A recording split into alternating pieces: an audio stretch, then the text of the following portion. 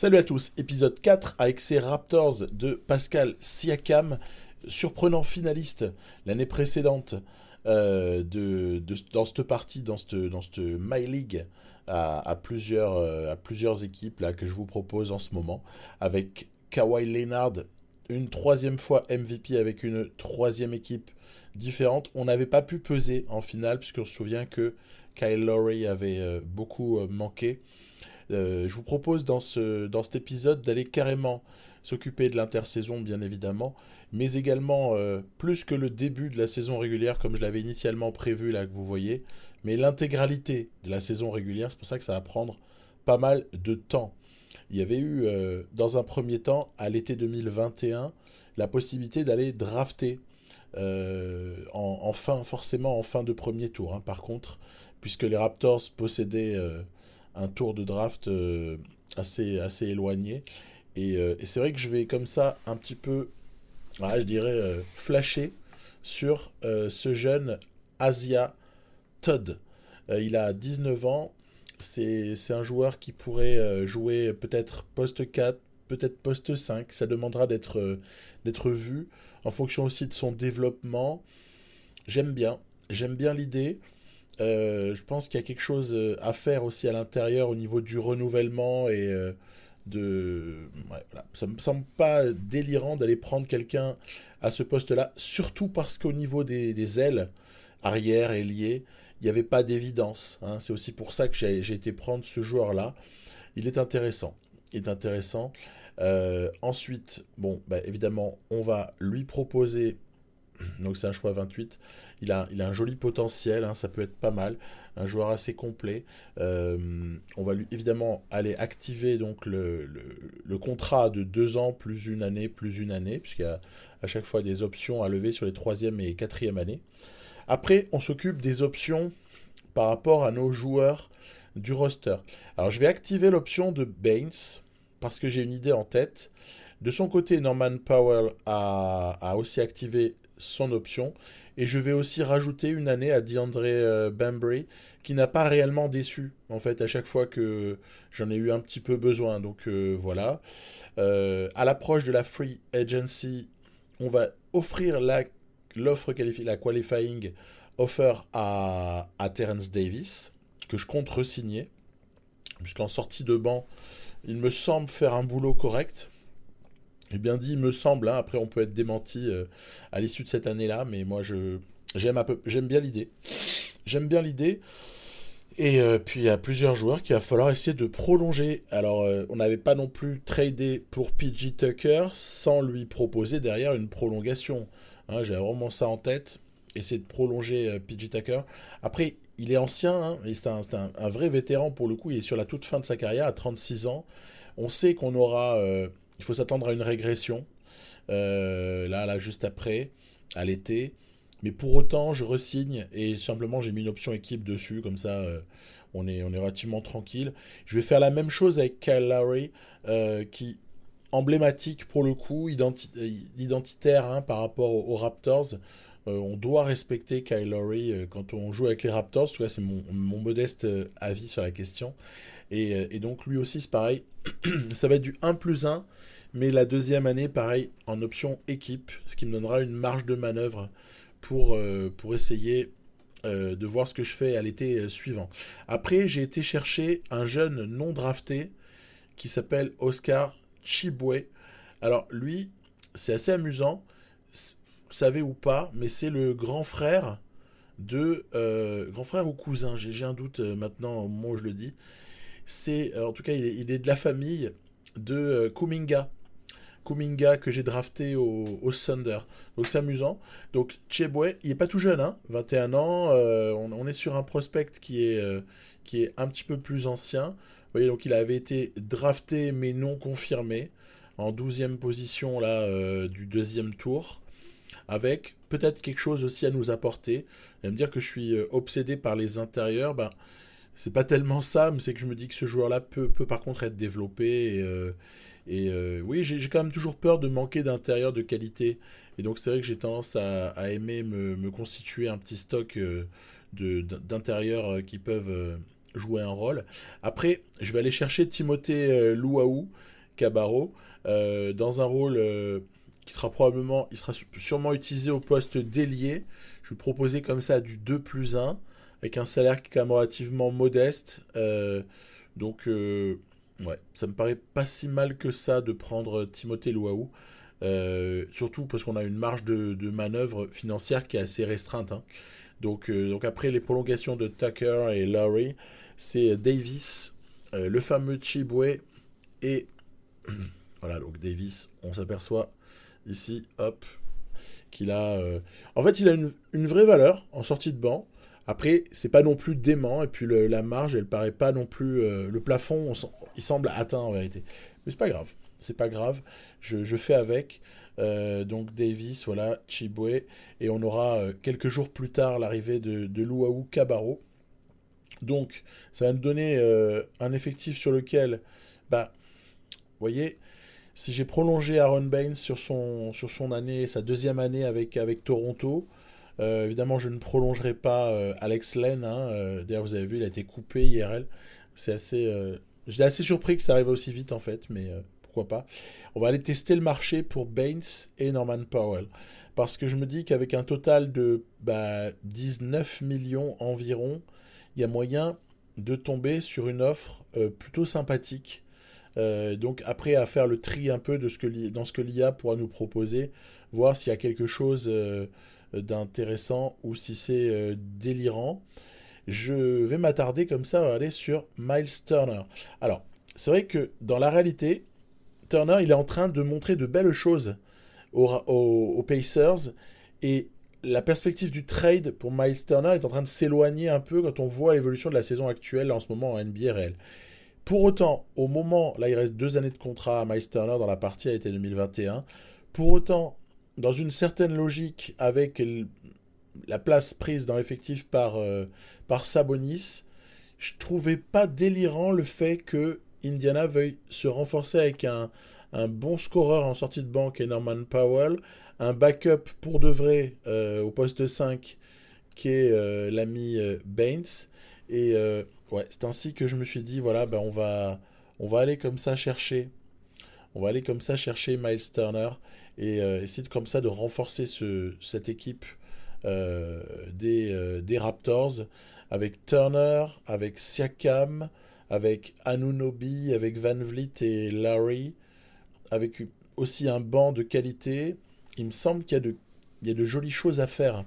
Donc c'est pour ça que j'ai opté pour ce trade qui me semble pas trop, il me semble pas trop tiré par les cheveux. Je pense que l'ajout d'un un premier tour protégé des Raptors aurait pu s'envisager, mais n'était pas obligatoire non plus. Donc c'est pour ça que j'ai pas non plus insisté. Alors par contre, la mauvaise nouvelle au moment des progressions-régressions, c'est de constater que à la fois Van Vliet à cause de sa blessure probablement, et Larry aussi victime d'une blessure assez sévère, hein, dislocation de la rotule, ont beaucoup régressé. Après Larry, il y a aussi l'âge qui rentre en ligne de compte. D'un autre côté, le petit Malachi Flynn est intéressant, ce jeune, hein, a progressé de manière significative à 75, ce qui lui permettra de rentrer dans la rotation. Terence Davis à 77, honnêtement, sa place aussi en sortie de banc. DeAndre Bembry sera un petit peu loin sur le banc, un petit peu plus loin, hein, faut le dire. Le petit Jalen Harris semble peut-être s'avérer en cours de saison prochaine une solution à des moments, mais pour l'instant on va encore continuer à le développer. Anunoby, c'est un titulaire indiscutable. Il est une pièce essentielle, notamment pour sa défense sur les ailiers majeurs de la ligue, et Dieu sait s'il y en a en NBA. Poste d'ailier est vraiment très très concurrentiel, et il y a comme ça nécessité d'avoir un gros stopper sur ce poste-là. Et puis Siakam, on le connaît, l'ami Tucker a perdu en overall, c'est un petit peu logique, -3. Et oui, en fait, c'est parce que je l'ai changé de poste au début, il était pivot et tout, vous savez, c'est le délire de Houston à l'époque, là. Donc en fait, moi je l'ai remis ailier fort, c'est pour ça qu'en fait il apparaît comme n'ayant pas régressé, mais en fait il a régressé, on le confirme, parce que vous vous souvenez, sa signature était à 79. Et là donc il nous fait un petit -3, mais on l'attendait. Puis après il y avait eu Turner et Boucher qui occuperont ensemble le poste 5. Je vais choisir au camp d'entraînement des qualités athlétiques après mûre réflexion, se demander un petit peu sur quel joueur est-ce que j'investis en gros, sur quel joueur est-ce que je gaspille mes deux seules possibilités de camp d'entraînement. Malachi Flynn me semble être une bonne option, puisqu'au moins on pense à l'avenir. Hein, je ne sais pas ce que vous en dites. Et puis, en l'occurrence, il en reste un. J'ai un petit peu hésité, je vous avoue, sur la manière de distribuer les camps d'entraînement, mais mon choix est donc porté sur Malachi Flynn, d'une part, tant qu'à faire, on va être cohérent sur le petit Harris. J'ai hésité avec Todd, donc voilà, pas évident, et finalement j'ai choisi Todd pour une initiation au basket. J'aime bien ce camp d'entraînement, je le trouve sympathique, parce que Todd, encore une fois, voilà, je pense qu'à terme, il va falloir renouveler ces Raptors, et peut-être plus tôt qu'on ne l'imagine. Parce que là, on surfe encore sur la valeur de Larry, même s'il a perdu, mais Larry est quand même encore d'un bon niveau.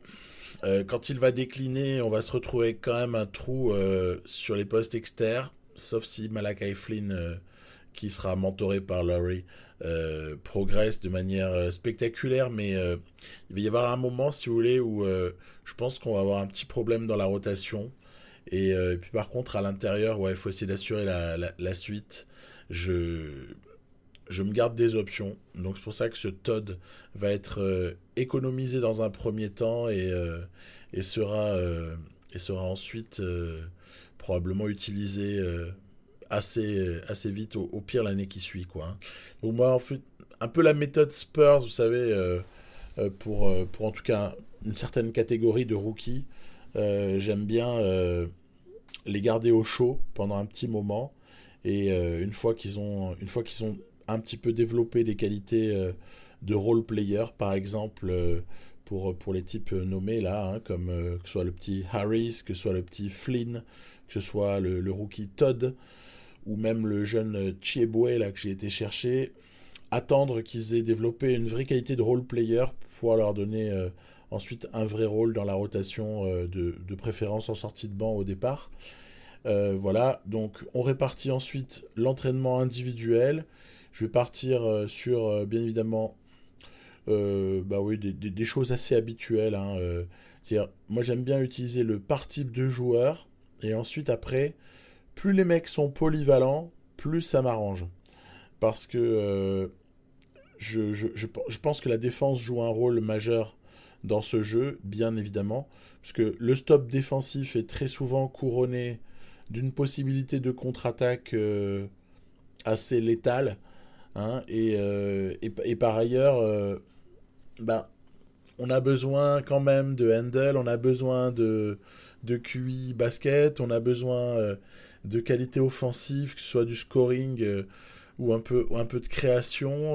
Donc il y a pas mal de joueurs sur lesquels j'aime bien que l'entraînement soit quand même relativement polyvalent. Hein, et le développement aille un peu dans toutes les directions, quitte à les respécialiser un peu après, mais comme ça me permet de voir dans quel domaine est-ce qu'ils évoluent le plus rapidement.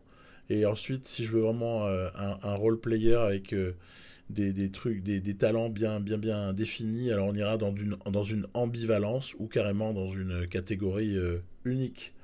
Voilà, donc c'est un peu ça ma façon de voir l'entraînement individuel.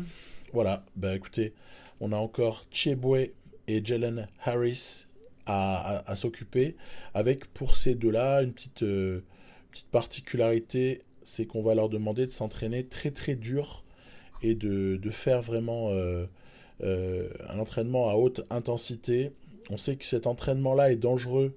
On se souvient des My League dans les versions précédentes du jeu où c'était une catastrophe au niveau des blessures, dès lors que vous surchargiez la charge globale d'entraînement des joueurs. Mais en l'occurrence, sur du My League, même si moi je triche pas, hein, j'aime bien que les blessures puissent vraiment intervenir, hein, je baisse pas la fréquence des blessures, tout ça, y a pas moyen. Mais par contre, si on les fait pas jouer, on peut les entraîner très très durement et en général ils se blessent pas. Par contre, c'est sûr que si on les fait jouer 15, ne serait-ce que 15 minutes plus un entraînement très élevé, là on multiplie déjà les chances de blessure. Et puis je vous fais pas un dessin. Si le mec joue 27 minutes, là c'est la blessure assurée dans pas très longtemps. Donc, dans la rotation, Flynn aura sa place. Il aura un poste de backup meneur, étant donné que je joue en permanence avec Van Vliet ou Larry sur le terrain. En l'occurrence, Van Vliet sera très souvent associé à Flynn quand Larry n'est pas sur le terrain. Et quant à Terence Davis, lui, il cohabitera majoritairement avec Larry. Ensuite, il y a une petite répartition des minutes entre Turner et Boucher, tout en sachant que Luau prendra les restes de Anunoby et que Siakam sera secondé par PJ Tucker. Ça me paraît être une équipe qui est quand même de bonne qualité. Une rotation à 10 joueurs avec, en théorie, pas trop de temps faible, puisqu'il y a quand même en permanence de quoi scorer, de quoi défendre, de quoi prendre du rebond. Le rebond est très important dès lors qu'on rentre en simulation. J'ai remarqué que, à la limite, manette en main, il y a des choses qui se voient pas beaucoup. Par contre, dès lors que vous simulez, et puis hormis jouer peut-être 6, 7, 8 matchs au départ, je vais pas aller en jouer davantage.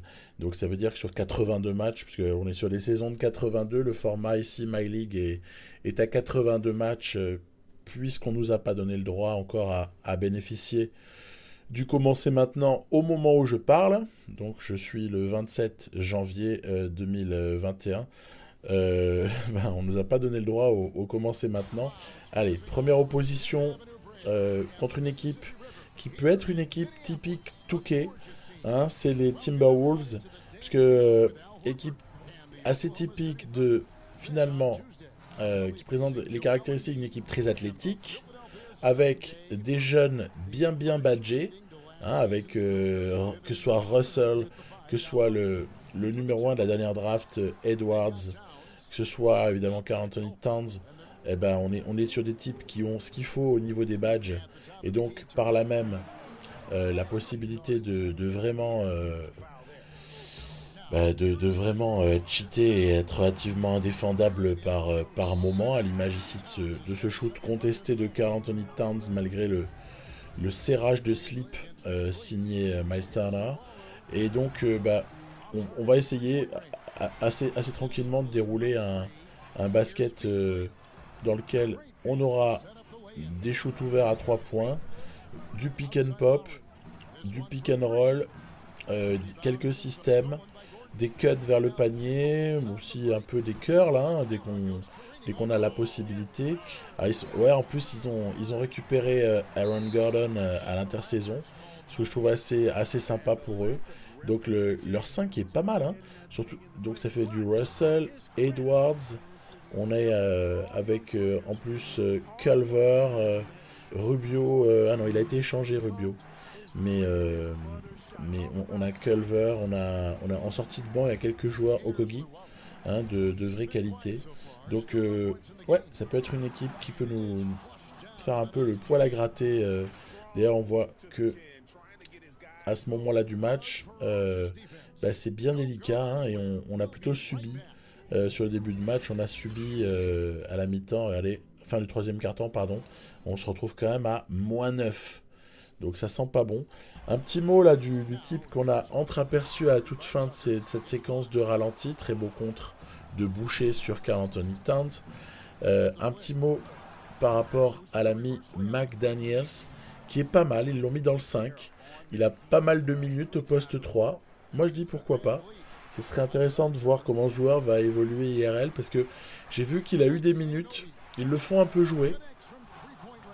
Mais voilà, intéressant de voir comment ce type-là peut évoluer. J'aime bien ces séquences. J'adore ces séquences de fixation. Vous voyez ici, limite on croirait que le pivot va jouer une ISO. Et où en fait, bah en fait c'est de l'écran porteur, hein.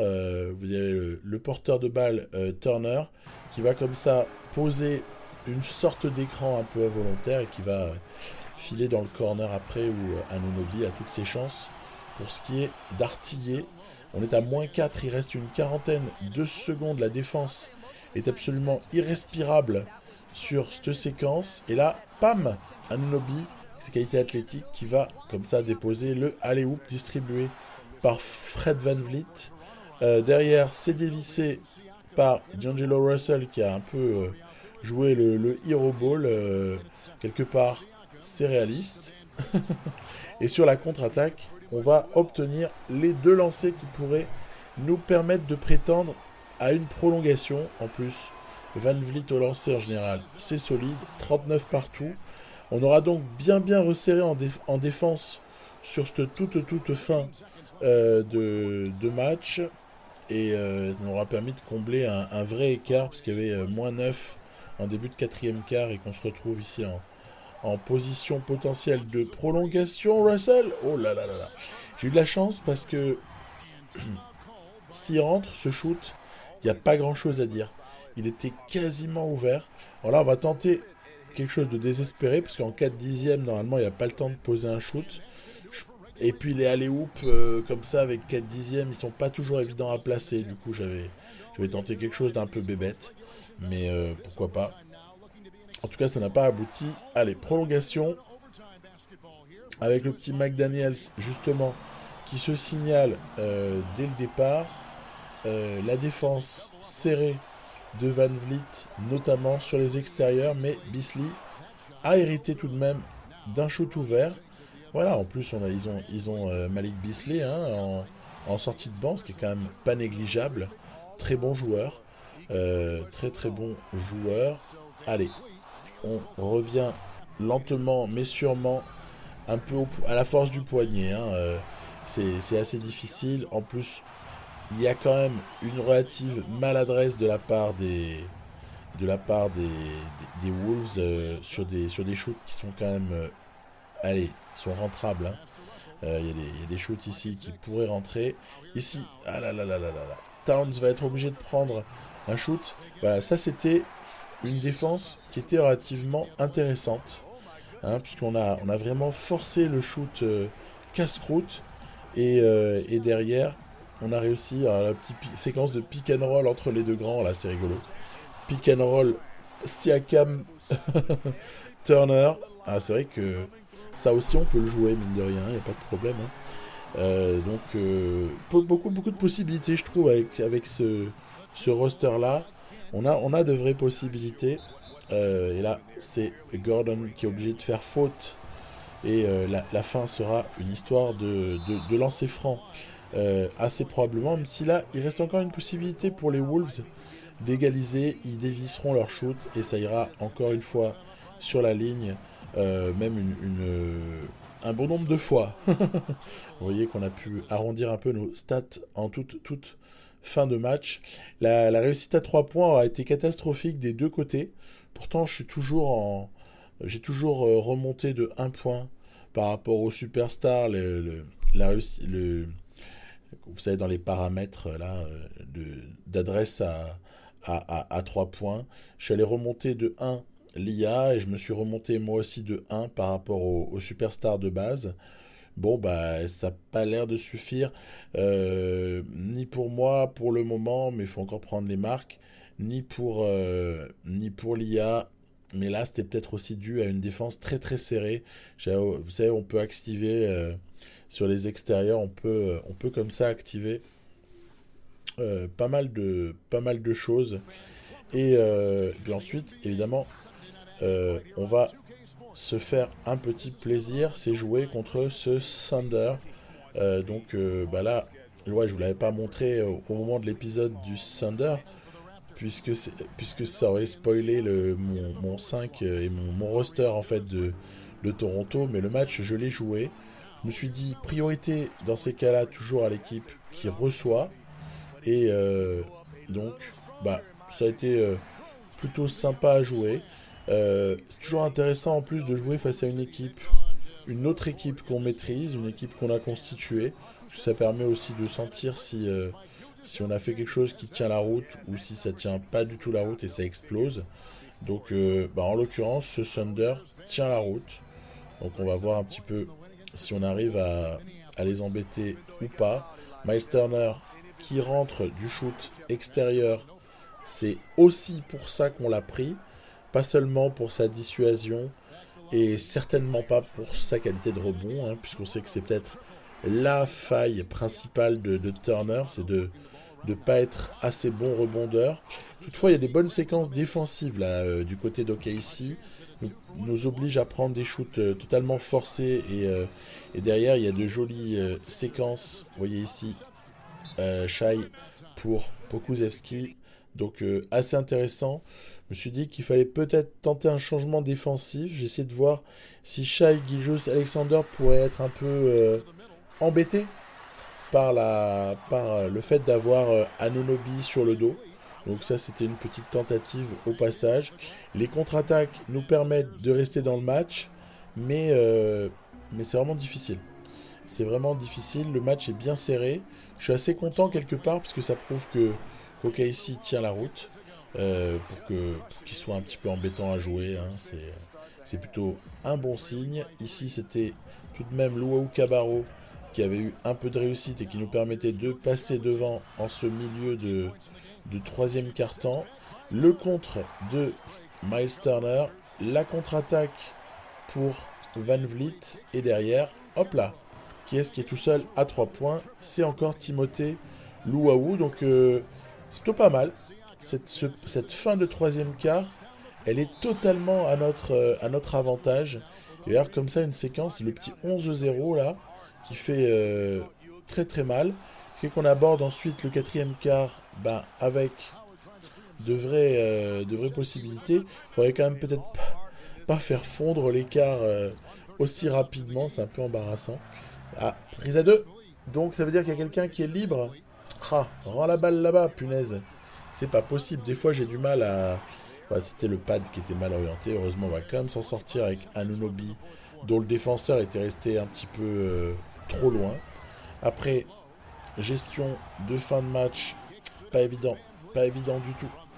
On a heureusement le jeu de passe sur les lignes externes qui nous permet ici, par l'intermédiaire de Laurie, de conclure ce match. Mais il y aura eu une vraie opposition, je suis assez content. Bonne qualité d'équipe que celle de ce Thunder. Après, manette en main, ces Raptors sont assez intéressants à jouer.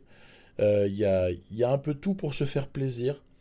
Hein, que ce soit un peu de jeu intérieur, que ce soit du shoot également, que ce soit des pénétrations, puis après défensivement aussi une vraie présence. Donc super intéressant. Miles Turner y aura été de ces quelques contres. Bienvenue mon gros. On peut dire que tu nous fais du bon boulot déjà. Et là je suis content, c'est mon premier 7 sur 15. Donc gros volume de shoot, 47% à 3 points. Ah, c'était plutôt intéressant. C'est la première fois, je pense, que je fais 7 sur 15 avec ce jeu, euh, dans ce niveau-là de difficulté. Voilà, donc plutôt intéressant. Anunoby aura été, comme d'habitude, très précieux. Il a souvent tendance en plus à pouvoir passer notamment sur les contre-attaques, là où il fait croquer un peu ses potes. En face, il y aura eu du très très gros Gilgeous Alexander, à plus de 40 points, donc ça a été assez intéressant. Puis ensuite, on va jouer les Sixers. Sixers qui nous font un petit peu peur. Oui ou non? Ouais, j'ai envie de dire que c'est pas mal sur le papier. Maxi, Tybalt, Tobias Harris, Ben Simmons en 4 et Jojo dans In the Paint. Ça peut être pas mal. Faut voir de quelle manière est-ce que Turner peut être capable de poser des soucis défensifs à Joel Embiid. On peut avoir tendance à avoir envie aussi d'essayer de sortir Embiid de la raquette sur des situations de pick and pop provoquées par Turner ou Boucher. afin de provoquer ensuite des pénétrations plus faciles pour nos exters. Bon, il y a des tas d'options de jeu. Il y a aussi un Anunoby qui est en train de faire cauchemarder Tobias Harris. Et les conclusions en contre-attaque dès ce début de match sont assez terribles. Les shoots sont dévissés du côté des Sixers qui en plus font pas forcément tout le temps les bons choix. Bref, c'est un début de match qui est très très à l'avantage de Toronto. J'aime bien ce que je vois parce que défensivement c'est très solide. Voilà. Tiens, ils ont pris Olynyk, c'est rigolo. Il y a Olynyk et Bazemore qui les ont rejoints comme ça en joueur de sortie de banc. Jojo Embiid, oh là là là là, qu'est-ce qu'il était monstrueux ce contre, avec Anunoby en plus qui vient dunker derrière. Mais alors, le contre de Boucher sur Embiid, il est un petit peu terrible. Donc, bonne défense. Des fois, je navigue avec l'ami Siakam, puisque, en fait, ça, c'est un gros souci, c'est une grosse limite des Sixers.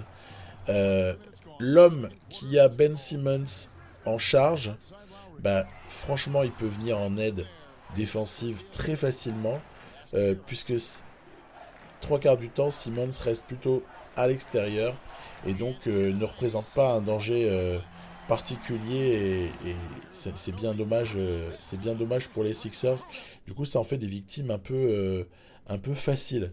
Voilà, donc le match est étonnamment une promenade de santé. Je vais en profiter pour, sur la toute fin, faire rentrer quelques joueurs qui n'auraient pas forcément eu autant de temps de jeu. Et PG Tucker, à l'image, voilà, va conclure ce match. Ça va faire finalement moins bien à 3 points. Je pense que j'ai peut-être un peu gâché à des moments. Pas bien, hein, en dessous de 30%, c'est quand même pas phénoménal. Moi, je dis, du moment que je suis à 33%, il n'y a pas de scandale. Mais dès qu'on commence à être en dessous des 30%, là, c'est pas terrible. La moyenne NBA, là, à ce stade-là, dans la partie, moyenne de shoot à 3 points, elle est aux environs des 35%. Hein, donc, si on veut pas être pénalisé dans ce secteur de jeu-là, il faut être au moins average dans ce secteur. Voilà. Donc, une petite branlée donc, pour les Sixers. Et on aborde le cas des Grizzlies. Donc c'est intéressant parce qu'il y a eu quelques mini-mouvements pour certaines équipes. On avait vu les Sixers juste avant. Là, pour ce qui est des Grizzlies, il n'y a pas de gros mouvements particuliers. On est sur la continuité de l'équipe qu'on imagine, qui a aussi des possibilités d'évolution et de développement. Donc c'est pour ça que pas non plus très très grave pour eux de se retrouver à, entre guillemets, se satisfaire des jeunes de talent qui sont déjà présents, à l'image notamment de Ja Morant. Alors, Ja Morant, c'est exceptionnel. Par séquence, il nous déroule un basket de rêve. C'est peu de choses de le dire. En plus, en vitesse pure, j'ai aucun défenseur capable de concurrencer Ja Morant. Donc, on est obligé de soit subir son talent. En plus, contre-attaque dans le corner, pam, on se prend un éclat en fait d'entrée 12 à 23. Encore une fois, c'est défensivement qu'on va gagner un petit peu de notre retard. Et hop là, ici, Tiflin vient poser en contre-attaque pour un petit rapproché au score. D'ailleurs, ah là là, dommage, c'était ouvert. Si on avait rentré ce shoot là, ça aurait pu être déterminant. Derrière, allez, attention à Valanciunas qui peut gober un maximum de rebonds et nous faire un mal absolu. On attend un mouvement intelligent. Il va arriver, regardez-moi ça. C'est Terrence Davis qui dévisse. Donc, oui, ça arrive. Pourtant, le shoot était vraiment bien parti. J'y ai vraiment cru, hein, je vous avoue. Et puis, alors, la sanction est terrible. -7, parce que sur la contre-attaque, c'est Brandon Clark qui s'est éclaté. Donc, on retente, c'est pas problématique. De nouveau, ça dévisse du côté de Malachi Flynn cette fois-ci. Donc, on voit que le banc, en fait, Ici, sur cette partie de match, début de quatrième quart-temps, le banc aura eu bien du mal et nous aura quasiment mis en difficulté par sa maladresse. Pourtant, les shoots étaient propres, hein, mais je veux dire par là, les créations étaient correctes. Mais après, il faut avoir la finition. Heureusement, ici, heureusement que Pascal Siakam est venu arracher ce rebond, puis obtenir 2 lancers francs. On est sur un bon match de Siakam, qui a pourtant en face de lui un défenseur de vraie qualité en la personne de GGG, donc Jaren Jackson Jr.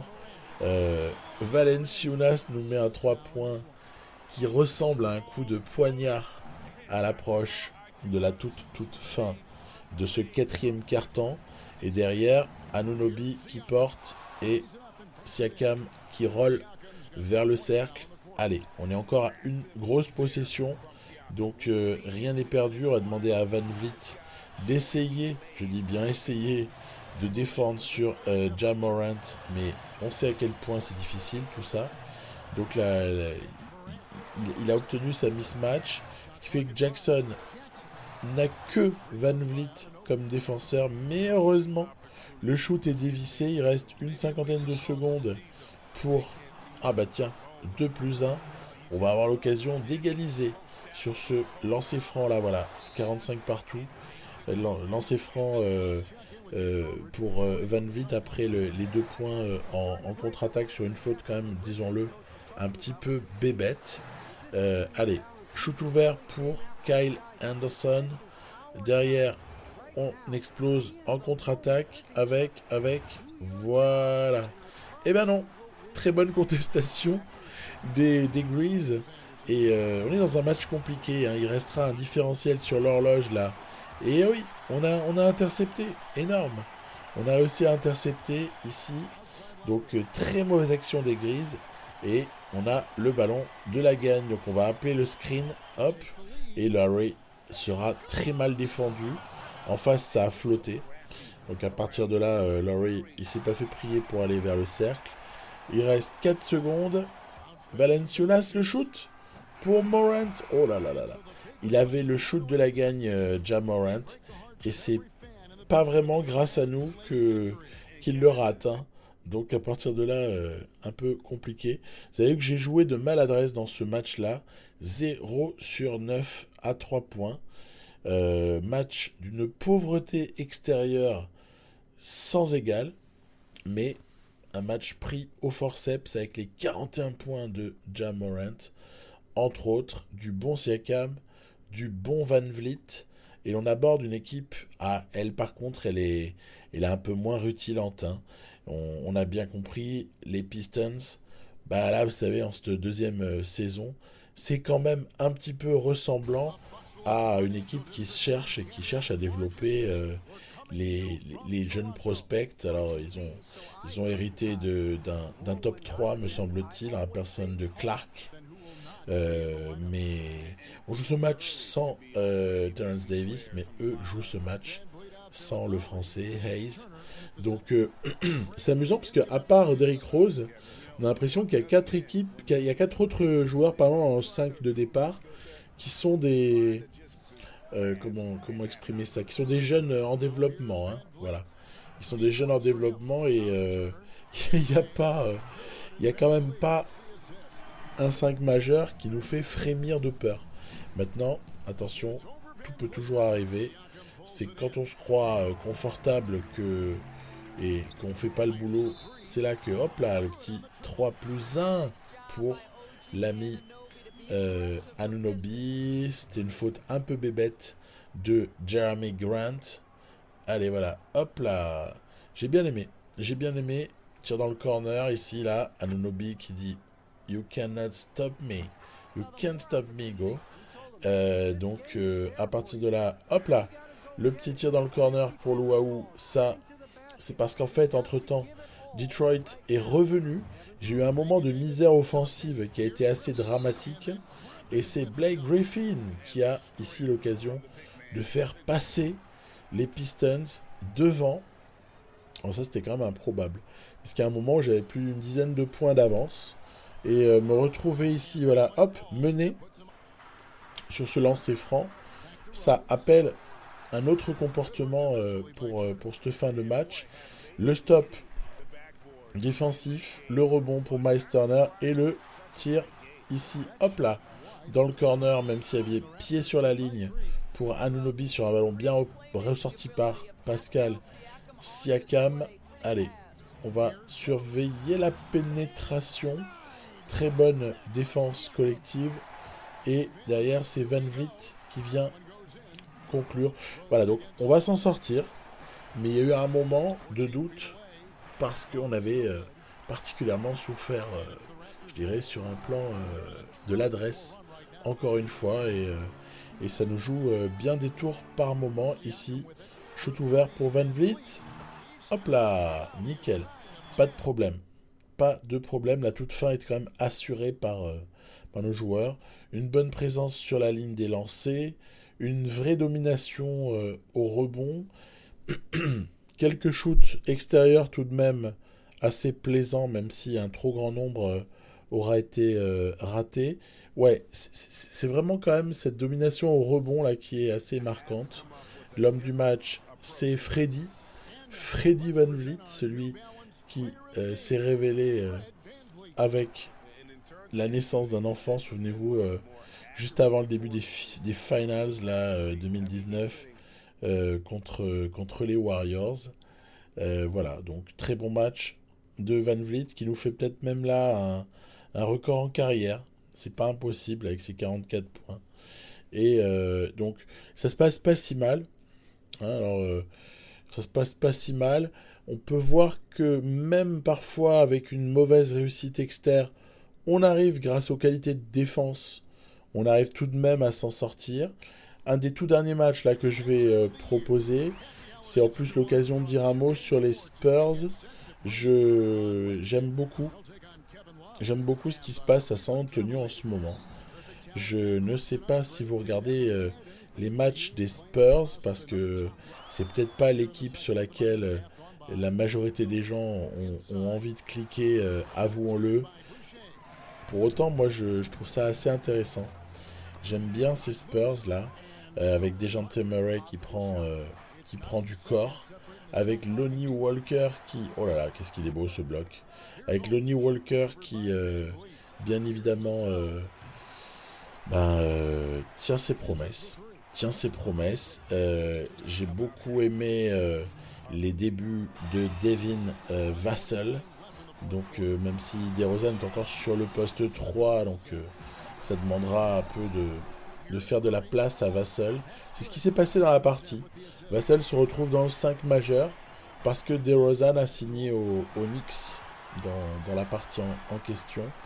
Très gros chantier de Aldridge pour démarquer ensuite un excellent Dejounte Murray.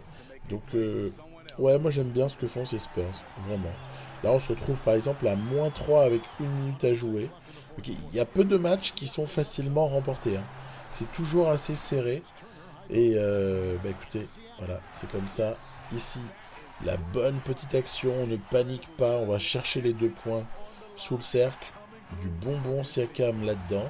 Tu m'étonnes, il n'a pas non plus une opposition défensive de malade. On apercevait ici Paul Millsap, hein, qui est censé être le chien de garde de l'ami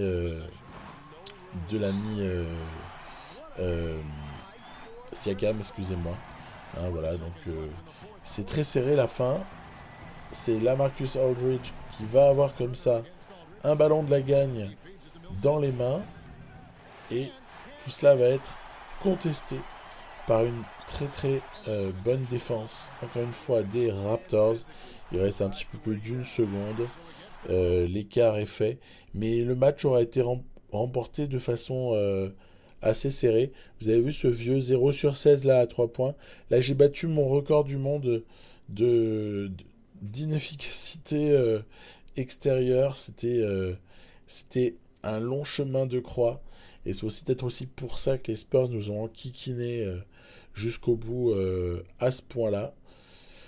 Voilà, donc on arrive un peu à la fin des matchs proposés. Je vais aller jusqu'aux Pelicans et ensuite on simule. Donc en route vers les Pelicans, on trouve cette équipe de Cleveland qui est un peu similaire à des choses qu'on connaît. Peut-être juste voilà, Dylan Wright qu'on n'a pas forcément l'habitude de voir sous ce maillot. Le petit Okoro est titulaire, cela me plaît bien. Euh, Sexton est-il là? Je crois bien qu'on est en face d'un blessé. Hein. Pour Sexton, il est pas présent. Sinon, on aurait déjà vu tricoter tant qu'il peut et surprendre un peu tout son monde. Il y aura comme ça ce très joli buzzer beater à la fin du premier quart. Je préfère que ce soit à la fin du premier quart qu'à la fin du quatrième. Et donc, Cleveland, quand même pas trop mal à l'issue du premier quart. Derrière, il y a une vraie défense sur Drummond qui tente du coup un shoot relativement désespéré. Fade away là, c'est pas forcément son jeu à l'ami. Et derrière, pam, ça tombe. Encore un Unobi. Encore un Unobi qui fait pleuvoir. Et par contre, attention, il faut bloquer, il faut poser des écrans retard. Et ça, parfois dans la précipitation, dans le feu de l'action, j'ai tendance à insuffisamment poser mes écrans retard pour essayer de maîtriser le rebond défensif. Donc, mea culpa sur le coup d'avant. On va là encore avoir une fin de match plutôt serrée par rapport à ce qu'on aurait pu imaginer à l'avance. Ici, un point d'avance pour Toronto. Et swish, le missile de Miles Turner qui permet de prendre 4 points d'avance. Il y aura des séquences amusantes sur lesquelles Kevin Love sera bien difficile à bouger. On va se le dire. Ici, il rentre un shoot qui est somptueux. C'est une action vraiment magnifique. D'ailleurs, bon match hein, de Kevin Love. On est à plus 2. Il reste un petit peu plus d'une minute. Et la bonne vieille action, la valeur refuge, c'est ce pick and roll pour Siakam, qui a comme ça été écrasé, un dunk dans la défense de Cleveland. L'adresse externe n'aura toujours pas été vraiment au rendez-vous. Et en face, on a quelques joueurs qui ont été pas mauvais, notamment donc Kevin Love, comme je vous le disais. Larry fait un bon match. Siakam fait plutôt un bon match. Les autres sont un poil plus discrets. On est ici, juste avant, le dernier match joué que je vais vous proposer. Après, on va avancer.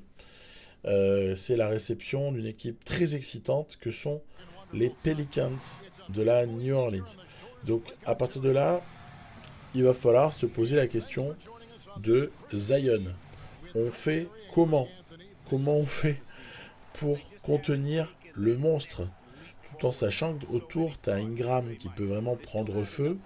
Tu as quelqu'un comme Ball qui a tendance à accélérer le jeu de son équipe, ce qui est très bien. Et ça peut nous poser pas mal de problèmes défensifs. Il faudra essayer de penser à bloquer le rebond également.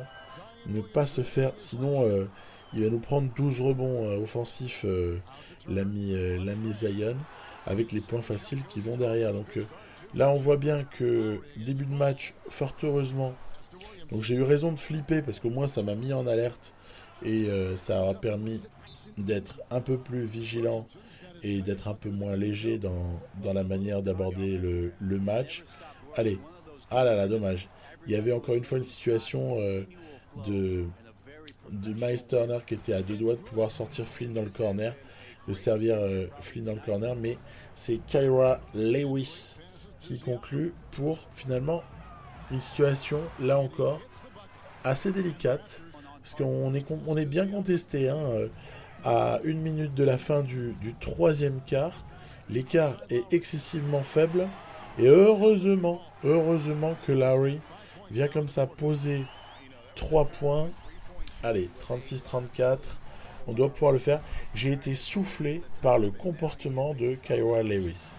Je le trouve pété de talent par rapport à ce qu'on peut voir sur d'autres rookies. Donc voilà, un excellent Chris Boucher également, ici sur le pick and pop, qui permet quasiment de clore le match. Donc l'action Larry Boucher, là, elle aura été vraiment décisive. Surtout que derrière, ça évite de shooter, ça bloque même Zion. Et donc on va se retrouver comme ça avec, bah, encore une fois, le 5 dit mineur en ce tout début de quatrième quart. Voilà. Mais ce 5 mineur n'est pas si ridicule. On voit qu'en fait, on arrive quand même à rester tout le temps à plus 4, plus 6, un peu entre les deux. Mais en tout cas, on perd jamais la tête sur cette partie-là du match. New Orleans, aïe aïe aïe, aïe aïe aïe, oh là là là là, qu'est-ce qu'on a de la chance sur ce shoot ici dévissé parce qu'il était assez ouvert et honnêtement, il rentre, c'est pareil.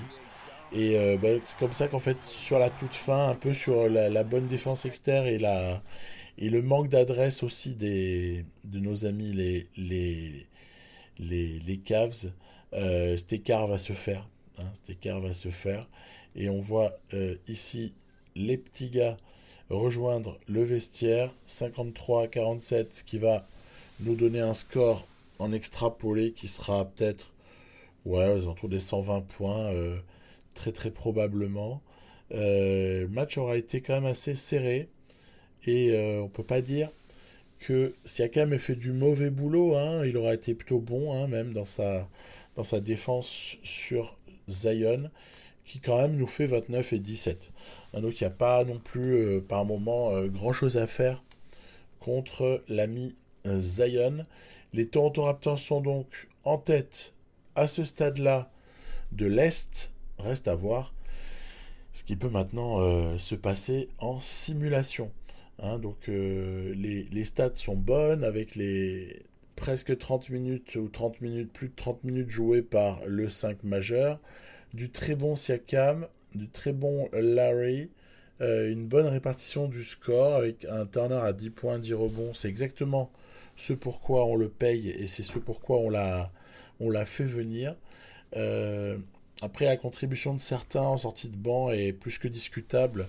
Mais il y a aussi un facteur là qui est évident, c'est le format sur lequel je joue les choses.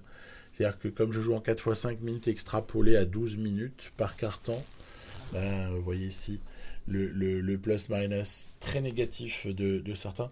Et donc c'est pour ça qu'en fait, des fois, ça peut avoir un impact si on n'est que sur des matchs joués.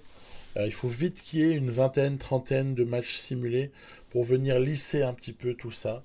Et on constate que Anunoby possède, avec Siakam et Laurie, comme c'est étonnant, le meilleur plus-minus de l'équipe jusque-là.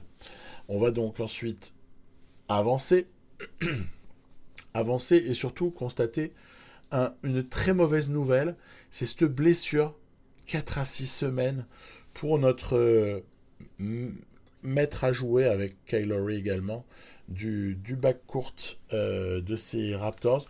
On va donner justement cette occasion de donner des minutes à Harris, donner un peu plus de minutes à Flynn, un peu plus à Luau, Cabarro et faire starter Terence Davis. En tout cas, c'est l'option pour le moment. Et rester donc sur une rotation à 10 éléments, profitant de ce que Jalen Harris puisse enfin tâter un peu la baballe et faire de vrais débuts en NBA. Donc, la première simulation est malheureuse. Vous me direz, les 4 premières sont très malheureuses. Après, les victoires, ça va revenir un petit peu. On va se retrouver au 22 janvier, on va se retrouver à 14 et 7. Ce qui n'est pas non plus dément, vous en conviendrez. Quand tu as commencé par un 8-0, ça veut dire que tu viens de faire 6-7, quoi. Hein, donc c'est pas phénoménal. On est le 22 janvier. On va pas tarder à faire avancer tout ça. Voilà. Il y a un certain nombre de matchs à simuler. On verra, on aura un œil particulier sur la deuxième confrontation de l'année avec les Pelicans et d'autres petites spécificités comme ça. On va récupérer Van Vliet, ce qui n'est pas dommage. Vous savez que j'utilise toujours des sauvegardes, en fait, comme ça, je n'ai pas besoin de refaire la rotation avancée à chaque fois, parce que sinon, c'est un petit peu insupportable. Perdre contre les Hornets, honnêtement, c'est pas normal, hein. C'est pas normal du tout. L'ami Luau Cabarro, malheureusement, se fait mal. C'est quelque chose de relativement grave en plus, hein. Il se fait mal. Ce qui va me donner, du coup, envie de partager un peu les minutes, hein, mais d'en donner quand même une majorité à Van Vliet. 36 minutes pour lui. Et les 12 restantes sont réparties autrement. Euh, c'est un mauvais passage. Après la blessure de Van Vliet qui aurait été assez impactante, on se retrouve ici avec une blessure pour Pascal Siakam. Donc vous allez me dire, t'as qu'à faire jouer Todd et tout ça, t'as du renfort. Ouais, c'est vrai. Mais là maintenant, du coup, c'est un deuxième blessé tout de même. On sait que Luau, c'est assez long, bon, son rôle est moins important. Siakam, bah, il va falloir vivre sans lui pendant 2 semaines. Et regardez, on a dégringolé. On se retrouve ici à 18 et 14. Donc, pas une bonne période. On est le 18 février. C'est une relativement mauvaise période là pour mes petits Raptors. On va là encore essayer d'aller simuler un peu plus loin ce qui se passera. Siakam va revenir de blessure. Bah tant mieux, tant mieux, tant mieux. Et on va donc pouvoir reconstituer notre vraie rotation à la différence près que Luau n'est toujours pas revenu. On est au 1er mars. Il faut savoir qu'avec 21 et 16, on n'est quand même pas à l'abri de toutes les équipes qui sont à un bilan proche de 50%, là autour des 7e, 8e, probablement 9e, 10e place. Ah tiens, autour de Miles Turner désormais, décidément, on va tous les avoir blessés et ça va être la catastrophe. Le petit Todd qui reprend du service. Ça me va, hein. Si Todd il joue quoi, une vingtaine de matchs en profitant des blessures par-ci par-là, 20 matchs, ça me suffit largement à l'étalonner et à pouvoir mieux sentir comment l'exploiter, quel rôle lui donner, le faire progresser au shoot éventuellement, en défense intérieure très certainement. Là, c'est les séquences où bah, tu t'aperçois que ton bilan il est dégueulasse pour une équipe qui vise les demi-finales de conf, hein. Donc ton objectif est dégueulasse et pour autant, ah, tu t'es quand même bien fait avoir. Du coup, comme j'ai le mauvais résultat, voilà, c'est pour expliquer, je vais superviser des joueurs qui sont attendus peut-être un petit peu plus haut par rapport à ce qu'on aurait pu imaginer. Et on arrive au 30 mars, dans pas longtemps. On va se retrouver avec, donc Turner revient, mais avec surtout la date limite des transferts. Donc c'est là qu'on commence à cogiter. C'est là que je commençais à me demander, avec ce bilan qui est mauvais au bout d'une cinquantaine de matchs, c'est quand même relativement mauvais. Est-ce que il n'y aurait pas quelque chose à faire? Est-ce qu'il ne faudrait pas essayer de bouger sur certains contrats qu'on possède? Est-ce qu'il n'y aurait pas, voilà, comme je vous dis, hein, intérêt à ne pas laisser passer cette trade deadline sans bouger un peu? On a des All-Stars qui sont pas surprenants du tout. Non, ils sont pas surprenants. Par contre, vous voyez, les Raptors sont de relatifs oubliés, hein, de cette sélection de All-Star. Quelque part, on fait une saison terne, donc c'est normal d'être un peu ignoré, en tout cas pour certains de mon roster. Siakam ne fait pas une mauvaise saison, c'est juste que il est capable de faire 25 et 10. Voilà. Et puis surtout, c'est pas normal de perdre autant de matchs, parce qu'au-delà des statistiques, la stat principale, comme le disent beaucoup, c'est toujours victoire, défaite.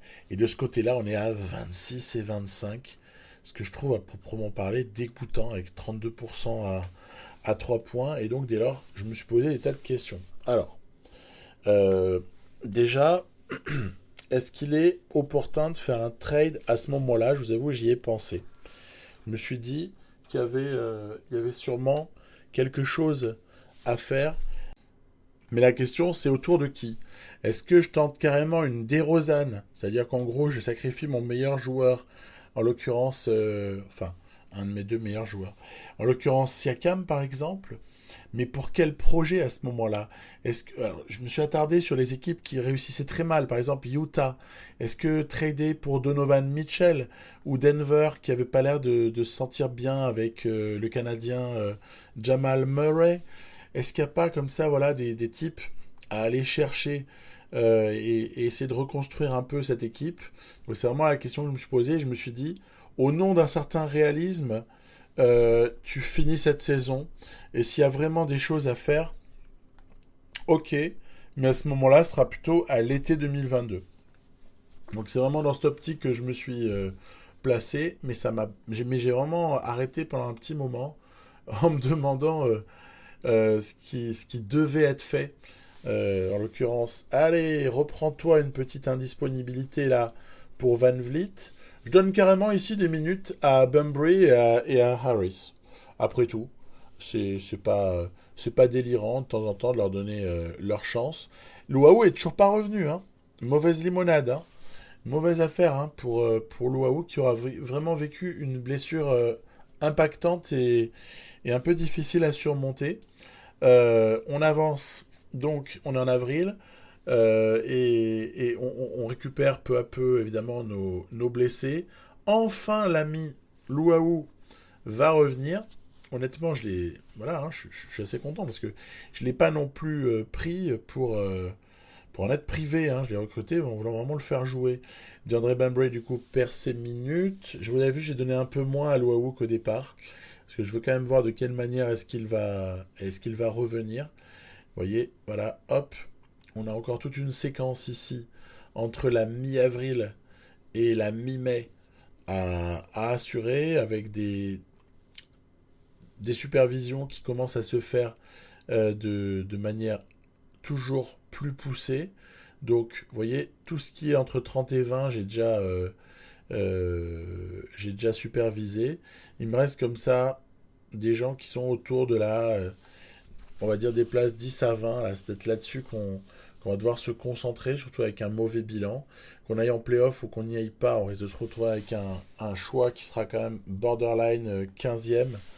Vous voyez que ça va toujours pas mieux. 36 et 34, ça veut dire qu'on a joué 70 matchs, il en reste plus que 12. On est limite menacé. Et là, quand même, du coup, j'ai regardé. Alors, il y a des équipes qui sont déjà quasiment en playoff ou qui sont déjà avec les Brooklyn Nets, par exemple. Et en fait, ça va, je me suis dit, 36-34, à part Washington, là, qui est quoi? À 2 matchs et demi, hein, à 2 matchs et demi de Toronto, c'est quand même relativement dans la poche. Donc, on va pas se relâcher, mais a priori, on va simuler un peu doucement et voir ce que ça donne. Si après il y avait un match qui s'avérait être ultra décisif, on le jouerait. Et allez, vas-y, bouffe-toi une blessure, encore une. Et cette fois-ci, c'est pour Oji Anunoby. En fait, ils ont tous été blessés à un moment ou à un autre. Et c'est, à mon sens, plutôt que partir dans trop de réflexions autour d'un trade, de rebâtir l'équipe, gna gna gna, mais en fait, c'est tout bête. Il faudrait peut-être commencer par avoir moins de blessures. Donc, on regardera la question du préparateur physique à l'été qui suivra. Peut-être que j'ai pas non plus un préparateur d'assez bonne qualité. Peut-être que tout simplement le côté aléatoire des choses nous perturbe et nous impacte de blessures un petit peu plus que de raison. Ça fait peut-être partie du jeu. Au 1er juin, toujours est-il qu'on est à 42 et 38. C'est-à-dire qu'il reste plus que 2 matchs à jouer. Les Raptors sont alors qualifiés pour les playoffs. Maintenant, ce qui va rester à voir, ce sera à quelle place. Hein, donc, le bilan reste tout de même un peu au-dessus des 50%, mais pas beaucoup au-dessus. Donc, pas non plus de quoi se réjouir par-dessus tout. On va encore aller un peu améliorer ce bilan. et se retrouver à 43-38 juste avant le dernier match. Ce serait à ce stade-là une 6e place qui nous enverrait contre les Atlanta Hawks, ce que je trouve être plutôt un bon tirage a priori pour un premier tour, même si on sait que Trae Young est un peu mutanesque, mais je nous sens capable de franchir Atlanta sans trop sourciller. Voilà, bah c'est acté, hein. C'est acté, ce sera Atlanta avec un bilan final de saison de 44-38. Je vais pas vous montrer le tableau global des playoffs pour une bonne raison, vous en doutez. C'est qu'après cet épisode-là des Raptors que je propose, qui est un petit peu long, il y aura un épisode un peu plus bref, mais qui parlera d'OKC, ainsi qu'un autre épisode qui traitera ensuite des Suns, et ensuite on fera un épisode de playoffs groupé pour essayer de voir comment ces playoffs avancent avec les 3 équipes. Je trouve que ça peut être assez amusant. Statistique finale 22-8 pour Siakam. VanVleet à 21-3-5. Larry qui a quand même bien chuté dans sa production. Turner qui fait du Turner. Davis, Flynn qui contribue en sortie de banc avec Boucher. Peut-être un peu moins convaincante la contribution de Luau ou de Jalen Harris, mais c'est le pourcentage en fait qui est pas génial, mais à part ça, on pas non plus crier au scandale. Le petit Todd aura eu des petits morceaux de match à jouer par moment, des petites séquences de saison avec trop de blessés. Sur les minutes jouées, vous voyez, il y a quand même beaucoup de temps de jeu pour VanVleet, Siakam, Lowry, hein. Donc, bah ouais, logique. Ça va nous permettre de débriefer légèrement, vous voyez, voilà comme ça. Fred VanVleet, est-ce que c'est une bonne saison à 38% au tir? Franchement, c'est pas une bonne saison. 38% au shoot pour quelqu'un de la trempe de VanVleet, c'est comme 38% aussi pour Larry. Donc sur les extérieurs, on a quand même un problème d'adresse et d'efficacité. À la limite, le petit Malachi Flynn pourrait hériter peut-être de plus de minutes. On a aussi quelques joueurs qui sont en panne d'adresse comme PJ Tucker. Donc les plus-minus vont nous en apprendre ce dont on se doutait en fait, hein. Tucker, Flynn, Luau sont en négatif, comme le petit Harris. Puis après, il y a les cadres. Il y a les gens qui tiennent cette équipe et qui, eux par contre, ne déconnent pas. On va voir ça dans un instant. On va les boucher. Terrence Davis, on est toujours sur la sortie de banc. Et derrière, évidemment, à part Miles Turner et Fred VanVleet, il y a quand même du plus-minus positif. Et c'est pas l'éclatin à ce niveau-là. Donc, comme je vous le dis, OKC, Suns, puis épisode de playoff global à suivre pour ces Raptors qui donc seront opposés à Atlanta au terme d'une saison un peu décevante, mais dont je retiendrai qu'elle a été quand même beaucoup marquée par les blessures. Donc, faut pas être non plus trop sévère avec l'équipe. Voilà, je vous dis à très bientôt pour d'autres vidéos sur NBA 2K. Bye bye.